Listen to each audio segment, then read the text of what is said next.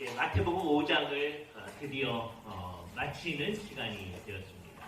오늘 그 마태복음 5장 뒷부분에 반제, 너희가 이렇게 들었으나 나는 너희에게 이렇게 얘기한다라고 하는 것의 마지막 반제입니다. 6번째 반제죠.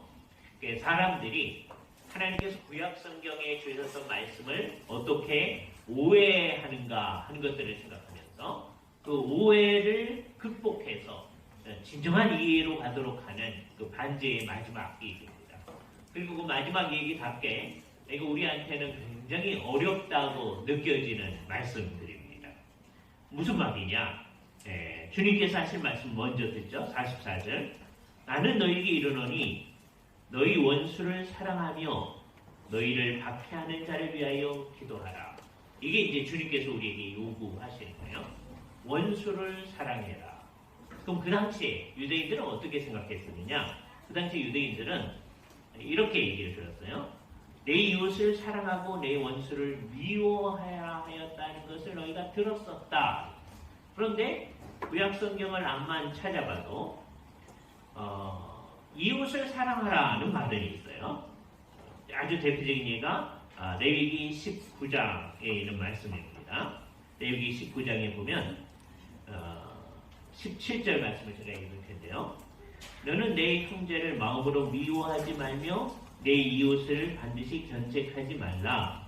그러니까 형제에 대해서 그 다음에 그 뒤에 18절 뒷부분 내 이웃 사랑하기를 내 자신같이 하라.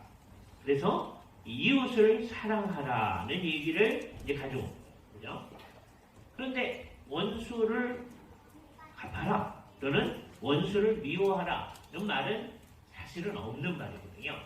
근데 이제 유대인들이 인간의 보편적 심성에 따라서 이렇게 발전을 시킨 겁니다.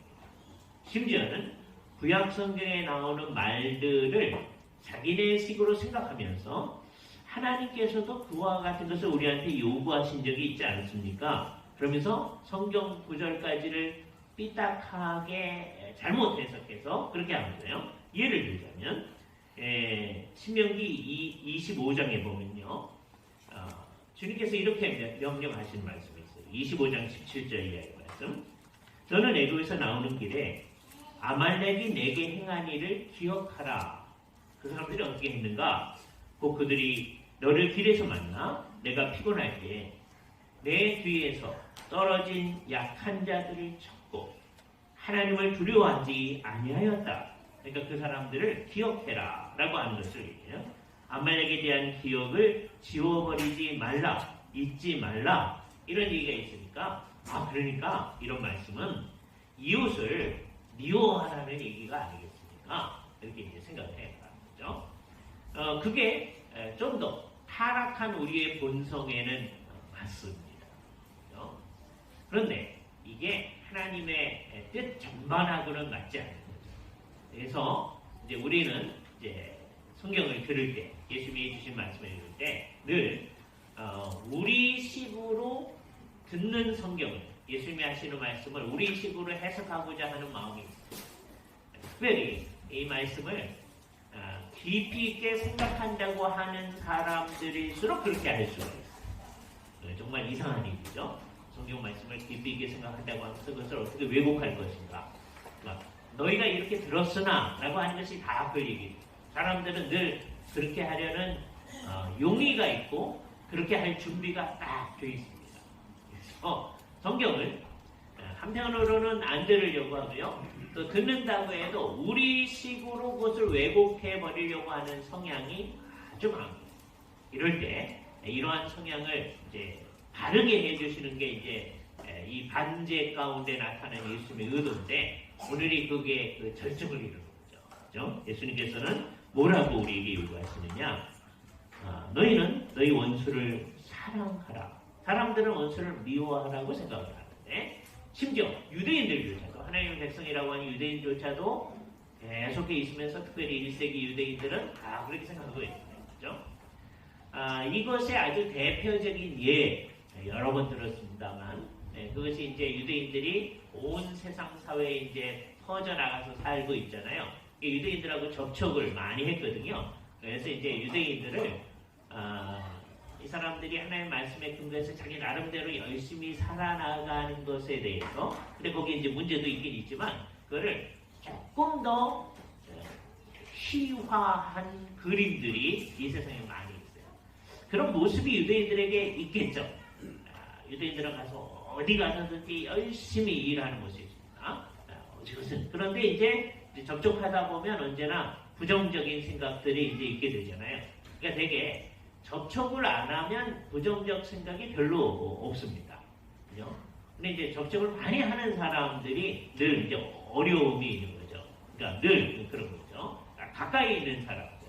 그러니까 예를 들어서 영국이나 독일이나 프랑스나 이런 사람들이 이제 가깝게 살다 보니까 그 사람들에 대한 이미지들이 이제 있을 거 아니겠어요? 그런데 독일이나 프랑스에 대한 이미지가 이제 영국 사람들의 머릿속에 이제 어떤 건 좋은 이미지도 있고 나쁜 이미지도 있지만 특별히 그 이미지보다도 나쁜 이미지보다도 좀 더 가까이 있는 스코틀랜드 사람들과 영국 사람들의 그 이미지는 서로 대립적이에요. 가깝기 때문에 그렇거든요. 그래서 이제 이 사람들의 머릿속에도 옛날 유대인들도 마찬가지고 그 원수를 미워하는 마음이 막 생겨져요. 그렇죠? 유대인들은 어떻게 이제 희화화되느냐? 여기 이제 자기네들도 기여한 것도 있고, 다음에 사람들이 그것을 또 너무 확대한 것도 있는데, 어떻게 되느냐?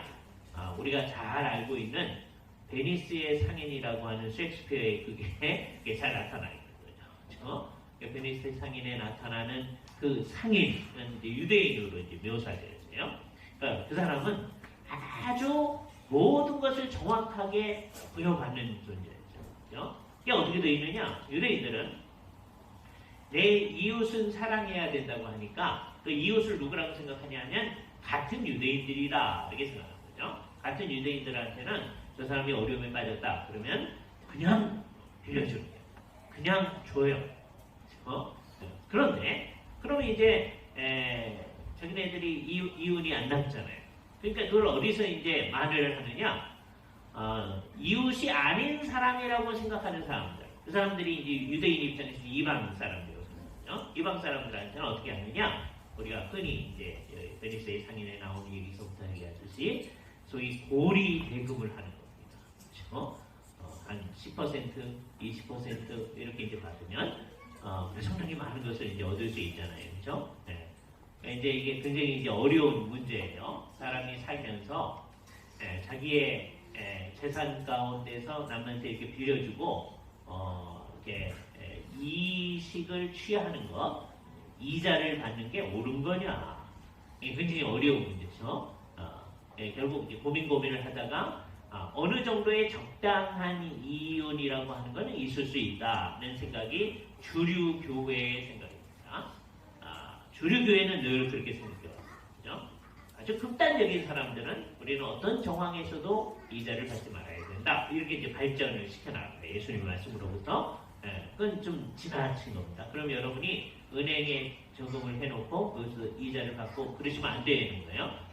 그러니까 실제 살 때 그렇게 사는 사람은 별로 없어요. 없는데도 그런 이론을 발전시키려고 하는 사람들이 있죠. 그리고 그런 이론을 발전시키고 나면 일부는 정말 그렇게 사시는 분들도 있습니다.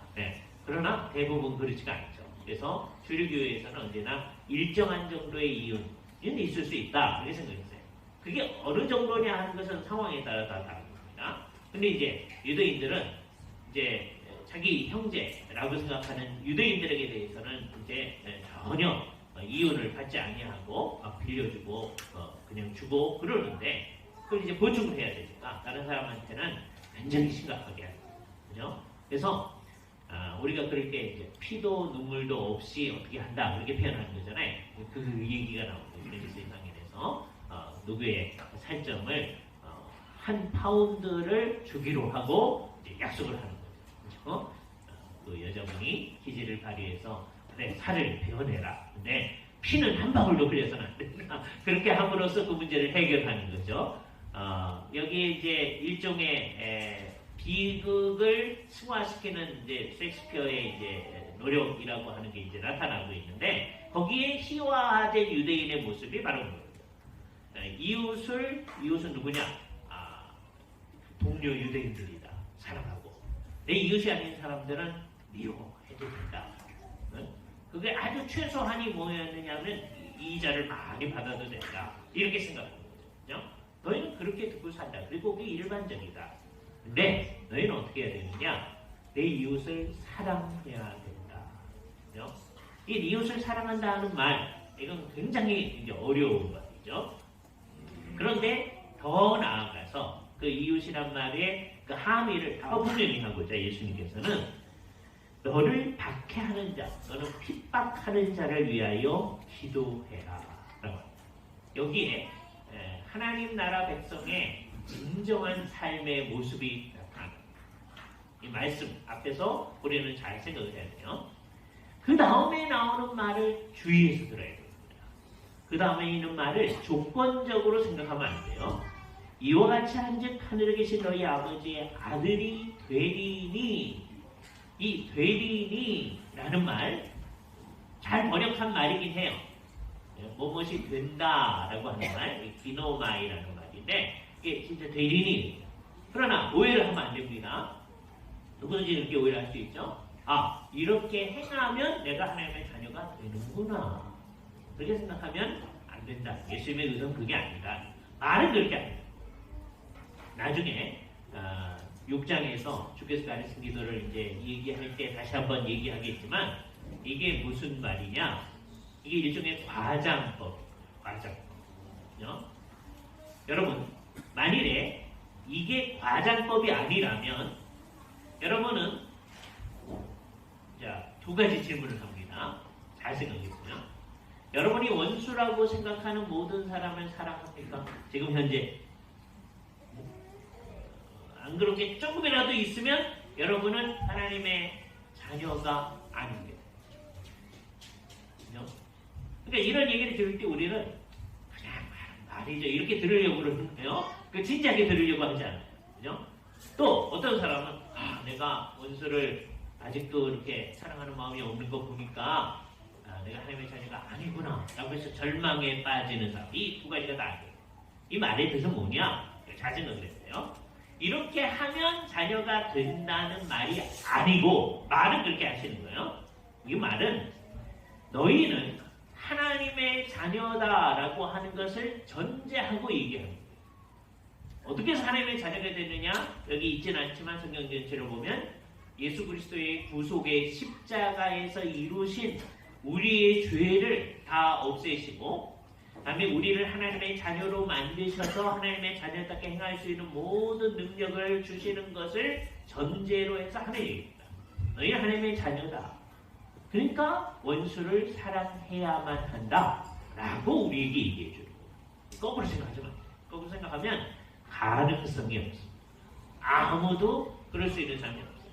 그러니까 이거는 이미 하나님의 자녀된 사람들에게 주어지는 당이다. 라고 하는 것을 이 구조 앞에서 우리는 한편으로는 감사해요.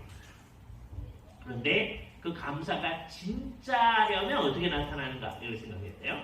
우선 왜 감사해야 되냐면 우리가 이것을 다 이루어서 하나님의 자녀가 되는 것이 아니라고 하는 것에 대해서 감사했어요.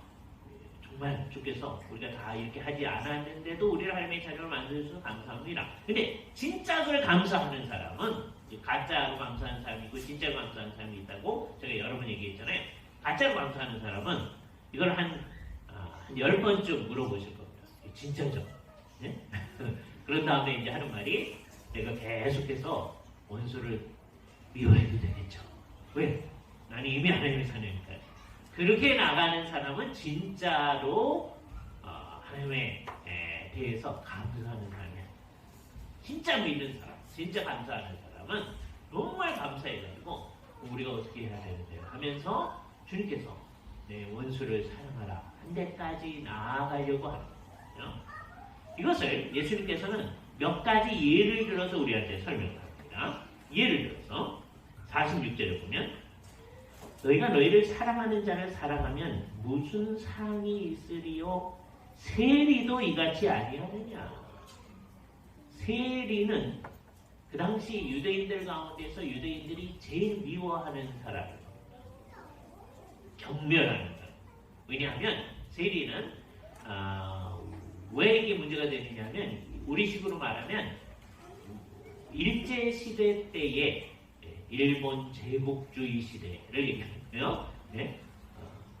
자기들의 힘을 사용해서 우리를 막 정복하고 있을 때에 소위 친일파 역할을 한 사람들하고 비슷한 사람. 세리들은 이제 되게 어떻게 하느냐 하면 로마하고 관련을 해가지고 로마가 이 지역에서 네가 세금을 걷어가지고 네가 이만큼을 내라 이렇게 얘기해요. 그죠? 그러면 어떻게 하는 거냐? 자기 마음대로 하는 겁니다. 로마에서 지정한 만큼을 자기가 내요. 얼마만큼 걷는지는 지가 알아서 하는 거예요. 그러니까 대개는 어떻게 하겠어요? 상당히 많이 걷어가지고서는 자기의 할당된 목만을 이제 로마에 갖다 바치겠죠? 그러니까 유대인 입장에서 보면 어떤 존재예요? 이 사람들은 우리의 것을 막 박탈해 가면서 그러면서 더 많이 가져가요. 그죠? 자, 그러니까 이런 경험이라고 하는 게 굉장히 어렵고 나쁜 경험입니다. 그죠? 유대인들도 로마의 식민지 경험을 했기 때문에 그럼 이제 어떤 이제 심리가 생겨지는지를 봐야 돼요. 또 우리도 일제히에서 식민지 경험을 했기 때문에 어떤 마음이 이제 생겨지느냐 하면 이게 비정상적 마음이 생겨지는데 이게 오랫동안 우리를 딱 사로잡습니다. 어떻게 되느냐? 그 일제의 상황, 일제시대 때 상황을 생각해 보세요. 그럼 그때 우리 것을 많이 가져가서 일본 사람들한테 많이 주는 그 사람이 싫잖아요. 싫으니까 이게 이제 계속 되어서 일단 세금 내는 게 싫어져요. 그래서 이제 그 식민지 경험이 있고 나면 식민지 사태가 해결된 다음에도 세금을 줄 수 있는 대로 조금 내려고 애를 쓰게 돼요. 그래서 탈세를 해도 그게 잘못된 게 아니라고 생각하는 거예요. 왜요? 일제시대 때 세금 낼 거를 아주 줄여가지고 자기가 어떻게 무슨 수를 써 줄여가지고 그걸 잘 줄인 다음에 그거를 독립자금을 위해서 다 낸다 그러면 그거 좋을 것 같잖아요. 그러니까 우리 마음속에 어떤 생각이 드냐면 탈세는 좋은 거다. 이런 나쁜 생각이 일제하의 상황이 끝난 다음에도 그게 아주 익숙해져서 어떻게 해서든지 세금을 줄이려고 해요. 물론 합당하게 줄이려고 하는 건 옳은 거예요. 그게 나쁜 거 아닙니다. 또 국가 입장에서는 세금을 적당히 거두려고 해야지 그걸 많이 거두려고 하는 그건 좀 심각한 문제예요. 그죠? 현대 사회에 오면서 점점점 모든 걸 국가가 다 하려고 하는 성향들이 아주 강해져요. 이게 심각한 문제예요. 사실은 국가는 그러니까 이를테면 그러기가 굉장히 어렵습니다만 옛날에 얘기하던 소위 야경 국가 정도를 해야 돼요. 범죄를 막고 사람들이 살 수 있도록 하는데 최소한대의 것을 하는 세금을 조금씩만 받고 그러려고 하는 어느 정도 세금을 받을 수는 있겠죠. 그러나 너무 많이 받지 않으려고 하고 그래서 사람들은 세금 내는 것을 아주 정당한 것으로 알고 그래야 되는데 모든 것을 다 국가가 하게끔 사람들은 요구를 해요. 이게 심각한 문제입니다. 이게 이제 소위 복지국가가 되면 이게 심각한 문제가 이제 나타나는 게 있죠. 복지국가는 좋은 국가예요. 근데 여기에 문제는 뭐냐면 세금을 상당히 자기 이제 얻는 거에 한 반 정도 이렇게 내서 그 다음에 이제 하도록 한다면 그거 어떻게 해야 될 거냐 이게 복잡한 문제잖아요. 네. 나중에 우리가 더 생각을 하죠. 하여튼 그러다가 이제 사람들은 어떤 마음이 있느냐면 탈세하는 것을 아주 일반적으로 생각하고 하는 것을 생각하는 거예요. 그런 이제 사고방식 이게 이제 식민지 지배의 어려움이 지속되어지는 거죠. 자, 그래서 그 세리라고 하는 사람은 우리의 것을 수탈하는 사람의 아주 대표적인데 그게 유대인이 그런 거예요. 유대인 가운데서도 자기들이 멸시하는 그 세리가 어떻게 하느냐? 사랑하는 사람을 사랑해. 세리들도 자기를 사랑하는 사람들은 사랑한다고 하네요. 또 마찬가지로 47절 너희가 너희 형제에게만 무난하면 남보다 더하는 것이 무엇이냐? 이방인들도 이같이 아니하느냐? 그래서 세리와 이방인들을 동급에 놓고 얘기해요. 세리 입장에서는 굉장히 서운하겠죠. 왜요? 세리는 그래도 유대인이거든요. 그러나 하는 거 보면 꼭 로마 사람들처럼 이렇게 보니까 그죠? 그러나 유대인들 보편적인 입장에서는 세리와 이방인 같은 주인이라고 다 생각하는 거거든요. 근데 너희가 한다는 게 너희가 지금 비판하고 있는 그 주인들 세리와 이방인들하고 똑같이 하고 있지 않느냐. 그죠? 그래서 우리가 이제 어떻게 하고 사느냐? 예수를 믿는 사람들도 어떻게 사느냐? 나한테 잘해준 사람한테 잘해주고요. 다음에 누가 나한테 이제 뭘 잘해주잖아요. 꼭 갚아야 돼. 네? 그런 마음 이런 거예요. 나중에 예수님께서는 그것을 그래서 너희는 갚을 수 있는 사람한테는 갚지 말고 그걸 가지고 우리 좀 갚을 수 없는 사람한테 갚아라. 그죠? 갚을 수 있는 사람한테 뭐 해주고 이제 한국 사람들이 그런 마음이 있거든요. 네. 그런데 예수를 믿는 게 똑같이 가는 겁니다. 네. 그렇게 나아가면 그게 이 세상 사람들보다 더 하는 게 뭐냐. 그죠? 근데 여기 이제 함이 되어 있는 게 하나님을 믿는 사람, 구속함을 받은 사람은 이 세상 사람들보다 더 하는 게 있어야 된다는 것이 이제 쭉 나타나는 거잖아요. 그죠? 예수님께서 이제 유도하시는 바는 뭐냐? 하나님이 어떻게 하시는가를 잘 보고 하나님처럼 하라. 그러니까 하나님은 어떻게 하시는가? 두 가지 얘기를 하는데 45절 뒷부분 보세요. 이는 하나님이 우리말로는 그 해를 그렇게 했는데 그 해를 근데 사실 정확히 말하면 그의 해를 그죠? 그의 해를 악인과 선인에게 비추시며 비를 의로운 자와 불의한 자에게 내려주십니다. 이런 것을 우리가 뭐라고 얘기하냐면 하나님의 일반 은총이라고 얘기해요. 일반 은총은 믿는 사람, 믿지 아니하는 사람, 선한 사람, 악한 사람 모두에게 내려주신 하나님의 일반적 사랑이 표현되어 있거든요. 일반 은총은 모든 사람에게 공평하게 동일하게 내려지는 거다라고 합니다. 우리 하나님이 그렇다. 그렇다면 우리도 우리 하나님을 본받아서 우리가 아버지라고 부르는 거 하나님을 본받아서 우리가 하나님의 자녀라고 했으니 우리도 모든 사람에게 대해서 이런 보편적 사랑을 실현해야 되지 않느냐. 그렇죠? 사람들은 자기하고 가까운 사람에게 더 사랑하고자 하는 거예요. 그게 어떤 때는 괜찮게 발전하기도 합니다. 한번 생각해 보세요. 옛날 플라톤 같은 사람이 생각했듯이 아이들을 공동으로 양육을 한다면 아이들을 잘 양육할 수 있을까요? 아마 각 집에서 아이를 물고 빨고 하는 것만큼 잘 못할 거예요. 그렇죠? 그러니까 정말 이상한 거예요. 한편으로는 자기의 자녀니까 잘해주려고 하는 마음 그 있어서 이 세상에 사람들이 이렇게 교육받고 살고 하는 게 있는 거예요. 근데 그게 이제 이렇게 나타나면 또 어떻게 나타나느냐?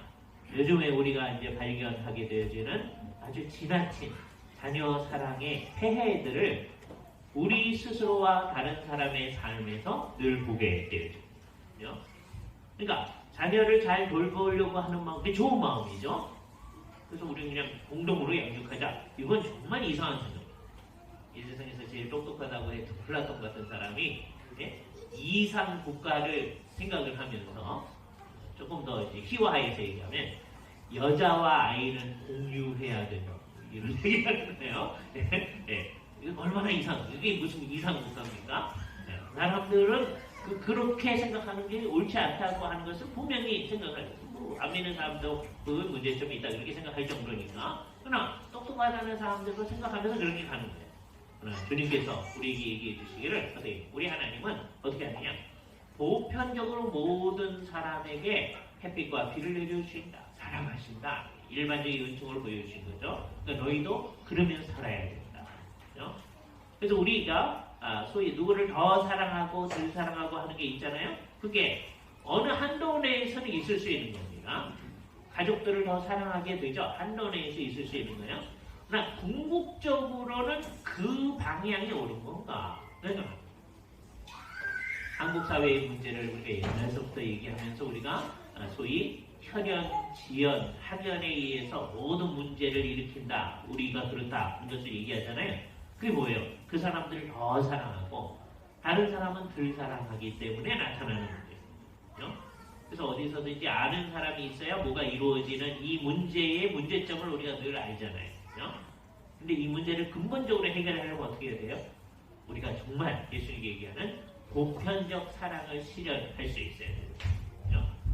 그 보편적 사랑의 실현이라고 하는 건 어떻게 돼요? 예를 들자면 이런 거예요. 제가 늘 예로 들었던 건데, 예를 들어서 우리가 잘 아는 사람이 어떤 고위공직에 있게 됐다. 그러면 어떻게 하라고 했었습니까? 그 사람이 그 고위공직에 있는 동안에는 그 사람 근처에 얼씬하지도 말아야 된다. 그렇게 얘기했잖아요. 그죠? 그게 그 사람도 보호하는 거고 이 사회도 좀 낫게 만들어가는 거예요. 그래야 된다고 생각하면서도 자기한테 이제 어떤 급한 문제가 생기면 그 사람한테 전화라도 할까? 이런 마음이 생겨지는 게 이게 이제 한쪽으로 생겨지는 문제거든요. 그 모든 문제를 없애려고 하는 노력. 근데 그게 어떻게 나타나요? 모든 사람에게 대해서 공평하게 해야 되거든요. 근데 자기가 아는 사람에게 대해서 다른 사람보다 덜 하기가 어렵잖아요. 그러니까 그걸 위해서 해주는 게 우리가 그 사람이 고위공직에 있을 때는 접근을 안 하는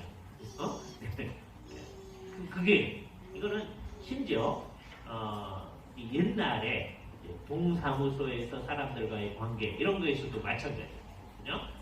모든 사람들이 정말 하나님 앞에서 어떻게 해야 되느냐 하는 것을 말할 때요. 그래서 모든 사람이 동일하게 취급받는 거에 대해서 자기도 동일하게 취급받는 거에 대해서 완전히 익숙해질 뿐만 아니라 이게 이제 출발점입니다. 이게 쉬운 거 한번 생각해 보세요. 두 가지 예를 들게요. 조금 이제 고위 공직에 있던 분이 그래서 이분이 이제 그 직무를 수행하기 위해서 공항 같은 데 가서 VIP실에 가가지고 특별하게 대접을 받고 하다가 이제 그 직무를 내려놓게 되면 그런 거 하지 말아야 되잖아요. 그렇죠? 그랬을 때 이제 그랬을 때 옛날에 하던 습관이 있어서 그렇게 하려고 할 때 또 사람이 예전에 그랬던 분이니까 그렇게 한다고 할 때 그게 어떤가? 또는 좀 괜찮아져서 자기는 이제 그 직분을 가지고 있는 사람이 아니니까 이제 그걸 안 한다라고 할 때 이전에는 좀 편안하게 모든 걸 했었는데 그렇지 않은 거에 대해서 마음이 불편함을 느낀다면 그게 이제 문제죠. 예를 들어서 이제 그런 걸로 시작하는 겁니다. 그러니까 결국은 모든 사람이 동일하게 취급받아지는 것에 대해서 자기가 스스로 잘 받아들일 뿐만 아니라 스스로의 문제예요. 그죠? 그러니까 여기 뭐가 나타나야 되냐면 나를 누구로 알고 나를 이렇게 대접하다니 이런 마음이 우리에게는 없어야 돼요. 어디서든. 그래요? 굉장히 어려운 거예요. 어떤 사람이 예를 들어서 자기를 잘 아는 사람인데 안 본 것처럼 그냥 쑥 지나간다. 그러면 되게 서운할 거 아니에요. 그죠? 그런데 그때에도 그 상황 속에서 그분이 이제 당시에 잘 못 봐서 그랬을 수도 있고 그러니까 그에 대해서 도무지 서운해하지 않을 수 있는 마음. 그게 이제 일단 있어요. 기본적이에요. 이게 이제 소극적으로 표현했을 때의 얘기입니다. 이게 적극적으로 나가면 누군가가 우리에게 해를 가했을 때에도 그 사람을, 해를 가한 사람을, 주님께서 요구하는 거예요. 해를 가한 사람을 해를 가한 그대로 내가 갚아주리라는 안는 지난주에 얘기했던 보복하지 말아라 라고 하는 얘기가 여기 있거든요. 이거는 타락한 인간 본성에 안 맞는 겁니다. 주님께서 요구하시는 얘기 가운데 우리하고 정말 맨 마지막에서 충돌할 만한 게 바로 이 우리는 옛날 유대인들이 예수님 자체 유대인들이 이웃을 사랑하고 원수를 미워한다. 그게 너무 적절해요. 우리는 그러고 싶어요. 그런데 예수님께서는 나는 너에게 이르노니 원수를 사랑하라. 우리에게 해를 가한 그 사람을 저 마음속 깊은 곳으로부터 사랑하라고 하는 이 요구 앞에 예수님 감사합니다. 네, 그렇게 하겠습니다. 그런 사람이 과연 얼마나 됩니까? 거의 없습니다. 그러나 이 얘기 앞에서 한국 사람들이라도 예수님이 정말 십자가에서 달려 돌아가신 일이 정말 자기 자신을 그냥 다 내어주시는 일이고 십자가에 달려 돌아가시면서 저들을 용서하여 주시옵소서 저들이 하는 일을 알지 못합니다. 원수를 사랑하는 거 아니에요? 그게 분명히 드러나죠? 예수님이 그랬다. 또 스데반이 돌로 맞으면서 주여 저들을 용서하여 주시옵소서 하는 얘기를 들으면서 정말 예외적인 몇몇 사람이 들은 거지 우리는 안 돼. 이렇게 생각하는 사람들 앞에 한 150년 역사밖에 안 되는 한국 사회에도요. 정말 이 문제에 있어서는 우리가 아주 좋은 실천적 예를 가지고 있거든요. 우리가 잘 아는 손양원 목사님의 예가 그 대표적인 예죠. 그때 언제냐? 지금처럼 소위 좌우가 막 대립하던 때. 네. 그때는 6.25라는 것을 경험하기 이전이니까 이게 어떤 사회냐 하면 좌익 사상, 우익 사상이 이제 공개적으로 이제 학교에서도 막 얘기되는 사회예요. 그때 소위 여순 반란 사건이라고 말하는 사건이 일어나죠. 그래서 좌익에 해당하는 사람들이 이제 우익에 해당하는 사람들을 막 죽이고 하는 일이 일어났거든요. 그 중에 이제 손양호 목사님의 아드님이 이제 목사님 아드님이고 하니까 그런 입장이 있으니까 어떤 친구가 그 사람을 죽여버려요.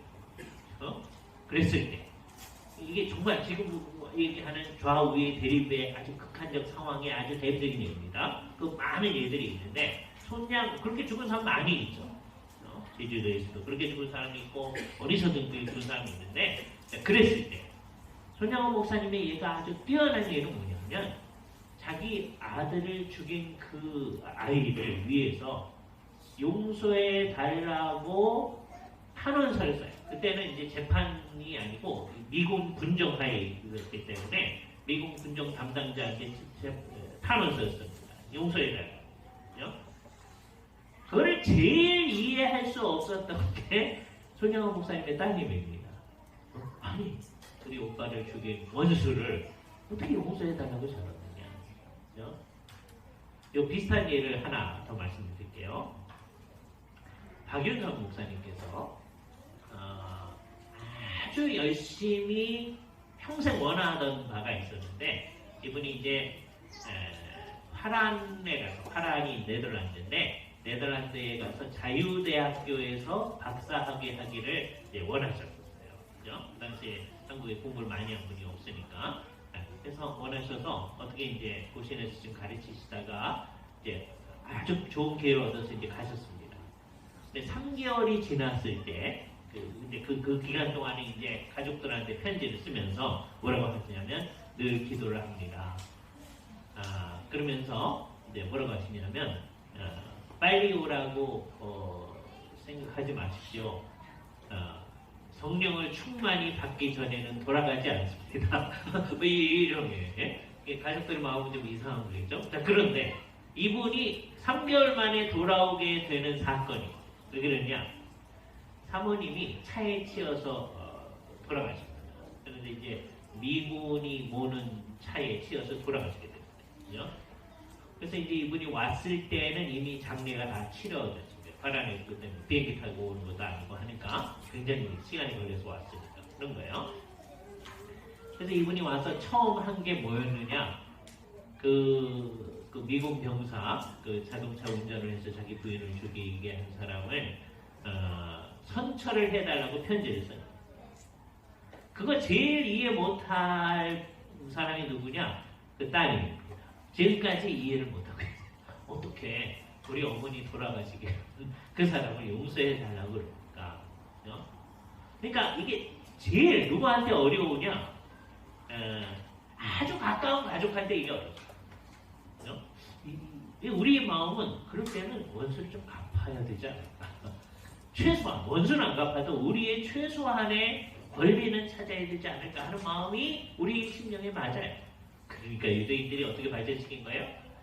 이웃은 사랑하고 원수는 미워하라고 발전시킨 거예요. 자기들의 성경까지를 세우고.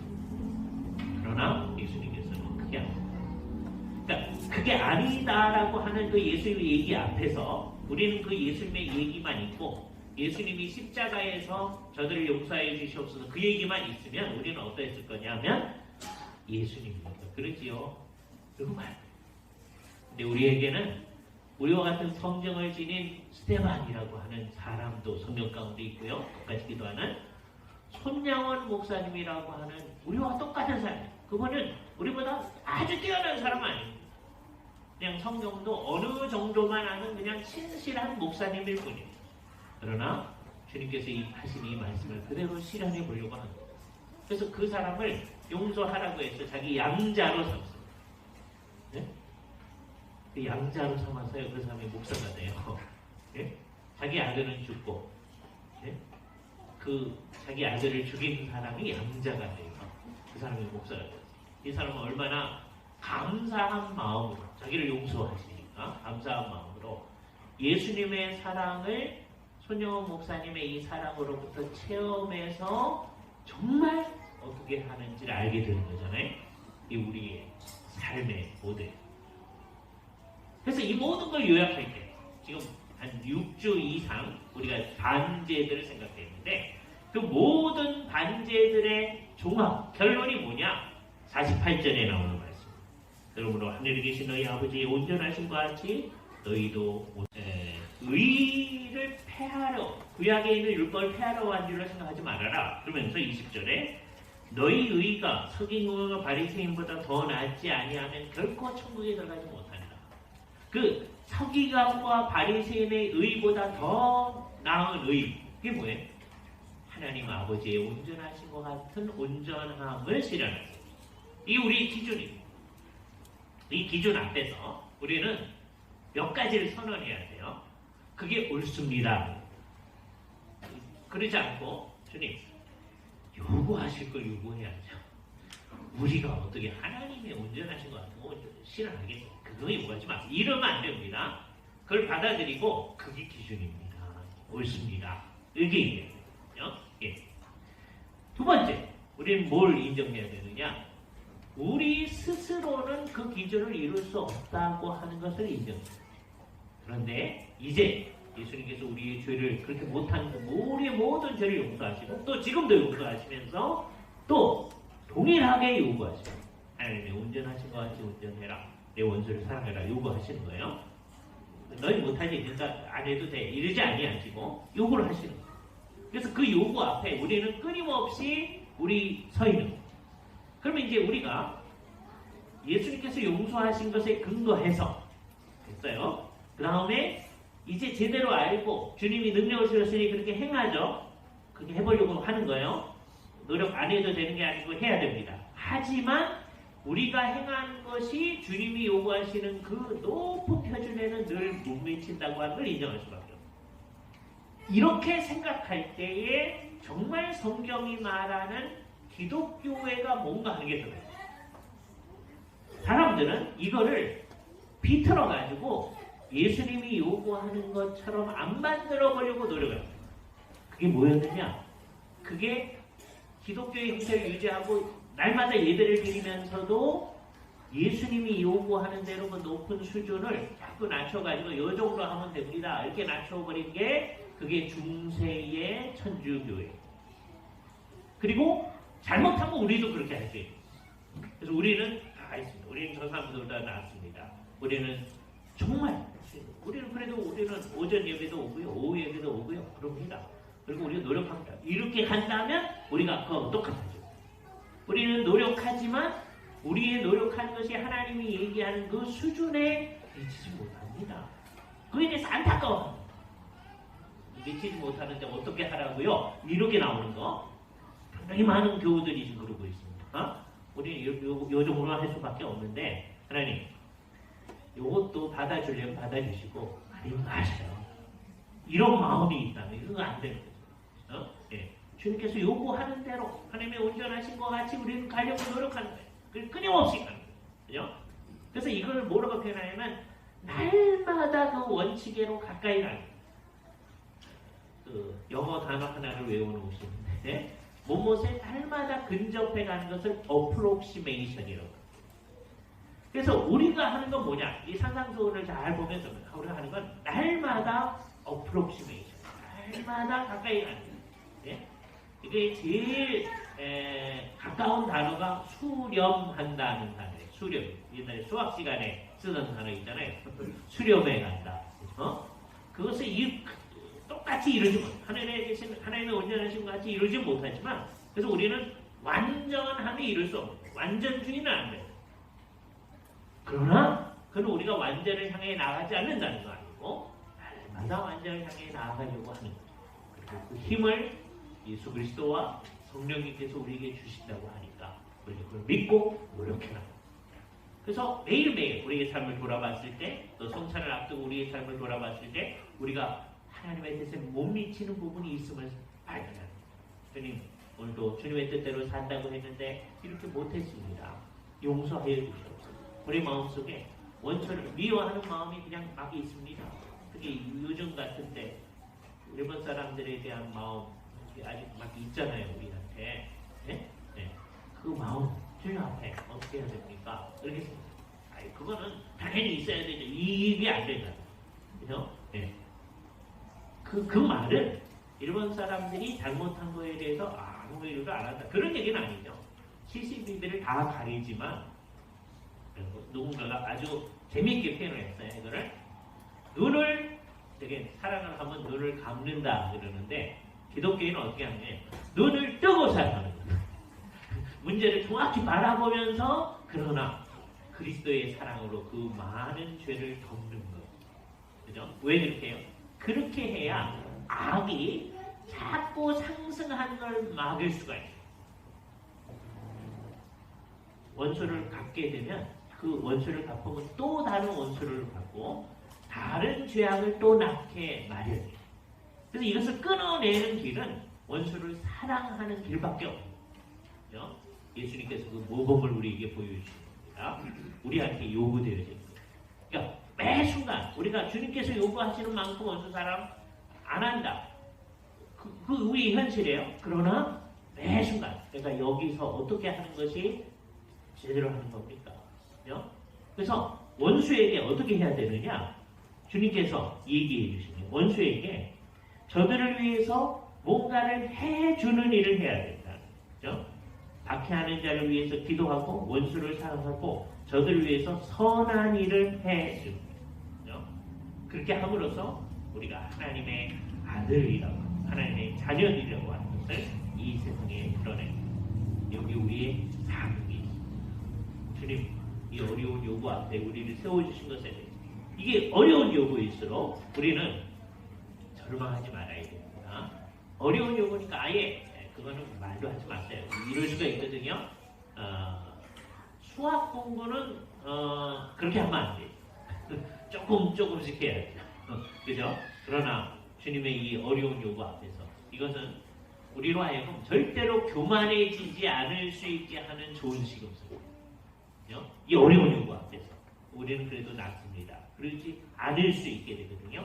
그래서 우리는 감사하면서 이 길로 나아가는 참 하나님의 백성의 모습을 나타낼 수 있기를 바랍니다. 같이 기도하시죠. 거룩하신 주님,